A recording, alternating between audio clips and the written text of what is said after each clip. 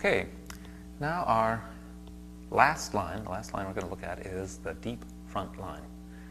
I'm not saying that these are all the lines there are in the body. You may even be able to discover your own once you have the idea of the anatomy train's myofascial meridians, but this is the last one that I'm going to put out on this tape anyway. And this line is very important and is more fascial than muscular. So we've been looking at a lot of the myofascial chains, and this has a few muscles that go along it, but you have to follow the fascial planes, the intermuscular septa, to really see this one. So watch closely. Here we go. We're going to start on the bottom of the foot with the attachments of a muscle called the tibialis posterior. We would also include, I really want to stay with this deep muscle, which comes right down here and has a tendon like a hand with about 5 or 6 different fingers that hold on to most of the bones that are under the tarsum of the foot. So it kind of supports that medial arch as it does so. We could also include the flexor hallucis longus and digitorum longus, and they go on up around behind this medial malleolus on your ankle, up in behind here, and deeper than your Achilles tendon, going into the back of the leg here.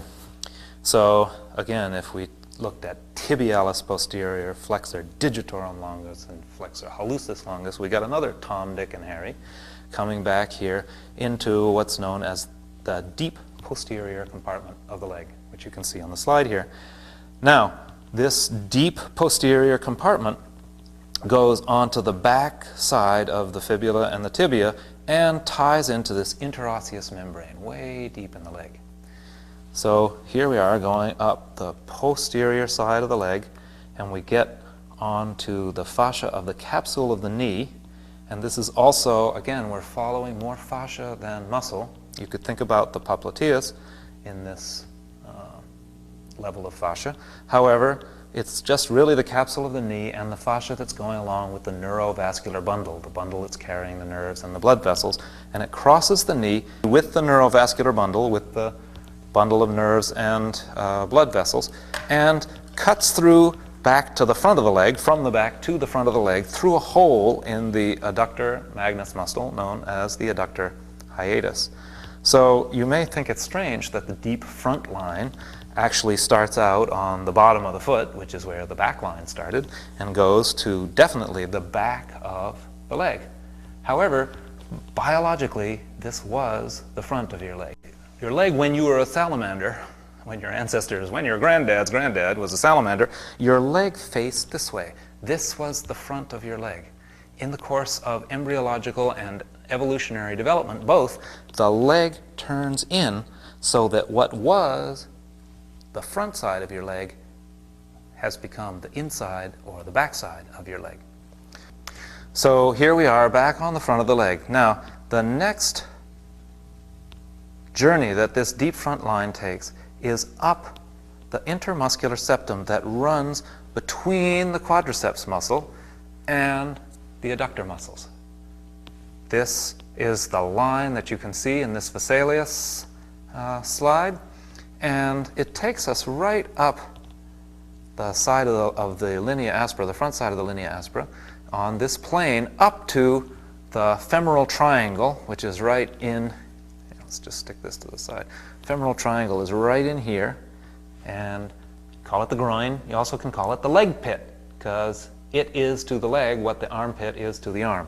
Here you've got the blood vessels and the nerve, the femoral vein, artery, and nerve going through here. And you have our favorite muscle of all the body, the psoas, going through here.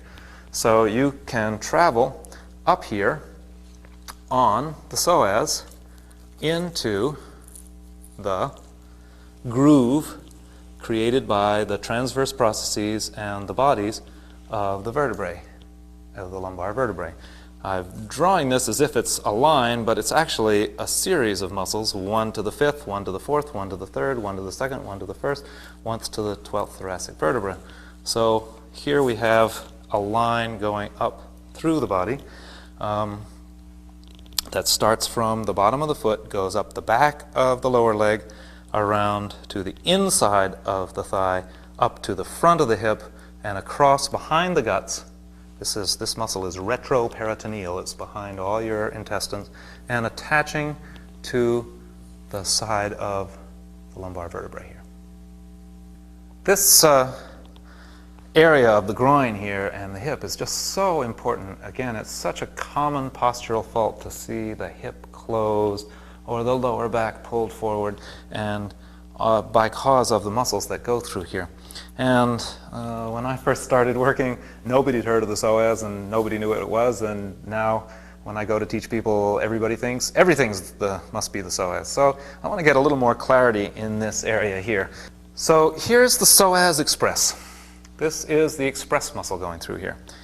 Now, if you looked at just below the psoas attachment, almost in the same place, is a muscle called the pectineus. And the pectineus comes up here to the iliopectineal ridge on the pubic bone. And if you wanted to keep going in this same direction, you could get on the psoas minor, for those people who have a psoas minor, which would carry you back up, carry you back up on top of the psoas to T12L1. So you could cover this same distance with the pectineus and the psoas minor that you covered with the psoas. Let's cut this off because there's another. Put this over here. There's another local here that runs outside the psoas. You can see that this pectineus, if I could get it to stick, is running inside the psoas. Here comes another one outside the psoas. The iliacus or iliacus comes along here, starts with the same tendon as the psoas, but opens up into the hip here and fills in this whole inside of the iliac fossa, but its top attachment here is along the inside of the iliac crest. If you keep right on going from the inside of the iliac crest, you get right on to the quadratus lumborum muscle, which also takes you up to the 12th rib and the first lumbar vertebrae. So, if you had to get from the inside of the leg to this area of the 12th thoracic vertebrae, first lumbar, you could take three routes. You could take the psoas express up the inside here, you could take the pectineus and then psoas minor local, or you could take the iliacus quadratus lumborum local. All of these need to be considered when you're thinking about fully opening up the hip so that people get full hip extension. I guess it's obvious, but there will be an equal and opposite deep front line. I hope it's equal. Oftentimes it's not equal. In all the cases of scoliosis, pelvic imbalance, these two lines are not going to be exactly equal, but in terms of anatomy, there's an equal and opposite line coming up over here and coming up on the psoas on this side. Now, if you, once you get to here, the bifurcation stops, and as far as the line goes, we're going into a lot of structures that are singular. It's not that there's an equal and opposite left and right side, but there is one structure. For instance, the next one we're going to is the diaphragm. There's only one diaphragm. But this oneness in terms of the deep front line carries on down here in terms of the anterior longitudinal ligament, which you can see in this slide goes right down all the way to the tailbone. So if we were to look at this as an anatomy train, we could start right here, and we're just going to consider the anterior longitudinal ligament here. We go down around, I got to get around this metal stuff here, and down onto the tailbone, across the pelvic floor, which you can see in the slide there. See how that pelvic floor, especially the pubococcygeus muscle, is just an extension of the anterior longitudinal ligament coming across the floor of the pelvis. But hey, we don't have to stop there. We can get right on the rectus abdominis and carry ourselves right up the front of the spine. So, right up the front of the body. So you could say, I know that we've already put the rectus abdominis in as part of the superficial front line, but now I would like to give you the idea that the anterior longitudinal ligament and the pelvic floor and the rectus abdominis are kind of a long tail to the spine. At least, maybe a tail is going too far, but they are definitely part of a line here that surrounds the abdominal balloon and gives shape to the abdominal balloon. And sometime when we talk about this a little more, we can put in the clinical implications of this. But I wanted you to see that if we had taken the deep front line down from the top instead of up from the bottom, we'd get down to this place. We could either go straight down the spine and onto the pelvic floor, or we jump onto the psoas, which would take us left or right. So now we're going to continue going on up from here. And if you look at the slide there, you can see that there's a clear interdigitation here between the fibers of the psoas coming up like this and the fibers of the diaphragm coming down like that. If you look at the interface between the crura of the diaphragm and the psoas in your anatomy books, it looks as though they're completely separate. But I'll tell you, if you do any dissection, you will see that the fascia is absolutely continuous from the psoas to the crura of the diaphragm. It is really hard to tell where one stops and the other begins. The diaphragm arises out of these fibers of the psoas and out of the anterior longitudinal ligament and comes across in a dome here, which you probably can't see, but you know where the diaphragm is anyway, don't you? The central tendon of the diaphragm comes across here and attaches to the xiphoid process on the back. So that is one route that we can take with the deep front line. This whole route here, the inside of the chest is part of the whole route of the deep front line, but we're going to take a few different roads through here. So one would be to take the diaphragm forward to the back side of the sternum, and then we can travel up. Can you see my hand inside the sternum here? Travel up the transversus thoracis, come up behind the sternum, and let's see, we'll make our little guys do that here.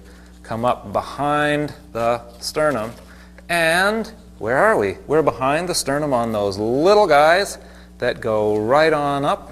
Here, we'll take Gustav's head off just for a moment, he doesn't mind. That go right on up to the hyoid bone. In fact, they go inside the hyoid bone and out like this to the floor of the mouth. So the most forward route, if we took the most anterior route up the deep front line, we would be going from the diaphragm over the central tendon of the diaphragm to the xiphoid process here, up the back side of the sternum, the inside of the sternum with the transversus thoracis and all that fascia, and come out the top at the behind the sternum and up these little muscles here to the hyoid bone and forward to the chin. That's one route up here. And obviously we could continue with the jaw muscles which hold the jaw to the face. We won't go through all those in detail, but just to understand that the visceral part of your throat is connected down through your chest into the deep front line on the front side of your spine. Okay? All right, that was the front route for the deep front line. Now we got a middle route of the deep front line. We go up and forward on the diaphragm again, but this time we stop in the middle of the central tendon. What's attached to the middle of the central tendon? Look at the slide, you will see that the pericardium is attached to the middle of the central tendon. The pericardium is the bag around the heart, and that's part of a big connective tissue structure which runs front to back here in the chest, like that, and contains the pericardium and the visceral pleura of the parietal pleura of the lungs and all the tubing that's in here. And if you come right up with that, you come up to the top of the lungs and the top of the heart with all this fascia of the thoracic inlet up here. And inlet or outlet? I always forget. Anyway, coming up here to the top of the dome of the lungs, you get onto the scalenes, and the scalenes carry you right across to the anterior tubercles. These muscles are major, major suspensory muscles. The scalenus anterior, middle, and posterior are major. Of course, they go to the ribs, but the inner fascia actually goes to the lung itself, actually holds up this mediastinal tissue. So you could say that the organs are suspended between the psoas and the quadratus lumborum on the bottom and the scalenes at the top. This fascia is really important in holding up the organs. So our middle route with the deep front line in the chest goes up the diaphragm, through the pericardium of the heart, out with the connective tissue of the mediastinum, and up on the scalenes and the scalene fascia onto the cervical vertebrae. As I mentioned before, there are also little muscles back here that connect those vertebrae to the back of the skull, so that would be the end of the line going in that direction. Okay, and just one more, the back root of the deep front line is just the continuation of the anterior longitudinal ligament right up the spine, and it would go right up to the top of the neck and would attach to the skull. So if we put the skull back down on there, you can see this baby coming right up, I'll just have to show you on here, and attaching to the front of the skull, right in front of the skull. So if we, I don't know if this is going to work, if we put Gustav back on there, you could see Gustav's head back on there, you could see this line coming right up the front of the neck and going right into the bottom of the skull, where you can see it there on the anatomy side. So that's the third most deep, the third posterior part of the deep front line.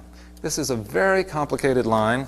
It's a line that has a lot to do with our psychophysiology, because it's right where the organs attach to the back. The backbone is the biggest part of our doingness, part of our moving around, the part of us that we think of is in control. The gut part is much more ancient and asserts its control when it needs to. And it is attached all the way along the front of the spine here through the mesentery and the mediastinum all the way up. So this deep front line, especially in the trunk here, is right on that interface. And to me, this is another way of speaking of this is as a core line. And if you really want to get balance in the body, and if you really want to get the deepest kind of health and the deepest kind of full expression for the person, getting length along this line all the way from the inner arch, all the way from the inner archway down here, up the back of the leg, up the inside of the adductors, and up the front of the spine, getting that front of the spine to lengthen, that's what really produces health and full expression in a person. The deep front line starts deep in the plantar surface of the foot, runs up behind the calf in the deep posterior compartment, swirls around to the front on the intermuscular septum, picks up the psoas, goes to the front of the spine, and follows the anterior longitudinal ligament all the way up to the skull. In that interface between the organic body and the musculoskeletal body, this is the deep front line. More complex poses like this stretch lines in combination. You can see that the lateral line for most of the body is being stretched by this pose on this side. However, the spiral line is being stretched from this side of the neck around to the opposite hip.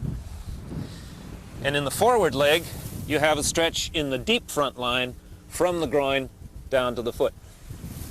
Obviously, it would be the same on the other side for the other sides of the lines. Come on up.